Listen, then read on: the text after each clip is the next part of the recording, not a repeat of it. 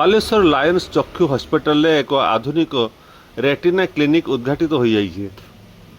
एथिरे मुख्य अतिथि भाव प्रसिद्ध चक्षु चिकित्सक डाक्तर दिव्येश साहा जोगदे यह उद्घाटन करिसेंती। लायन्स क्लब जिला प्रशासक ममता दास, हस्पिटाल अध्यक्ष गोपाल खंडेलवाल, सचिव राजेश खंडेलवाल, बालेश्वर लायन्स क्लब अध्यक्ष शिव पद्दार, सहकारी अध्यक्ष संजय दास, पूर्वतन अध्यक्ष एस.बी. गुप्ता, रमेश गुप्ता, सुशील मोदी प्रमुख सदस्य माने उपस्थित थिले।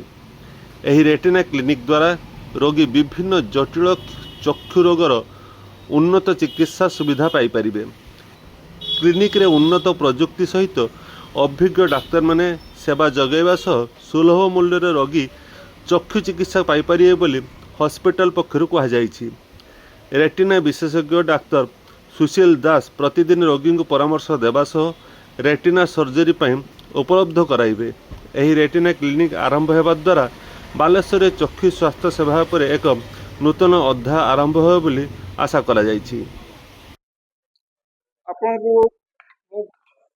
कही आमे नॉर्मली आपण माने आई हॉस्पिटल माने कोन बुझछथि ऑपरेशन बुझछथि। ऑपरेशन टा गुटे होछि कैटरेक्ट जोट कि आमे मोतिया बिंदु कहू। एटा गुटे बहुत साधारण ऑपरेशन समस्त करନ୍ତି, किंतु ता ऊपर लेवल सब बहुत गुडा आखि रे दोष अछि जोटा कि ऑपरेशन दरकार। एटा हमर उत्तर ओडिसा रे नाही, माने आपण जदि किछि दरकार पड़ी गला रेटिना कि ग्लूकोमा ऑपरेशन से सब एठी नाही। लोक माने बाध्य होई कि कटक भुवनेश्वर जाउछन। आमर गोटे लायन्स हॉस्पिटल इच्छा थिला कि आमे सब फैसिलिटी एठी काई न देबु।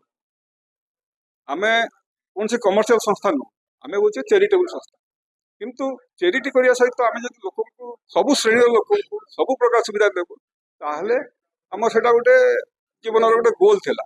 एथि पे आमे रेटिना टा आनिलु। रेटिना टा होची आपनकर आखिर तोळा पछपट लेयर टा। से लेयर टा जदि नष्ट हो जाए कि डैमेज हो जाए आपण एठी का सहित ट्रीटमेंट करबे। बालेश्वर नाही कि भद्रक नाही कि मयूरभंज से सब नाही, एटा कटक जाउ। ता पई जो इक्विपमेंट रो दरकार आमे से सब आनिलु डॉक्टर को पाइलु। डॉक्टर हमर सुनील दास गोटे बस्तारे डॉक्टर अछंती, से बहुत बेंगलोर तांकर सब क्वालिफिकेशन फेलोशिप करछन, तांको आनिलु।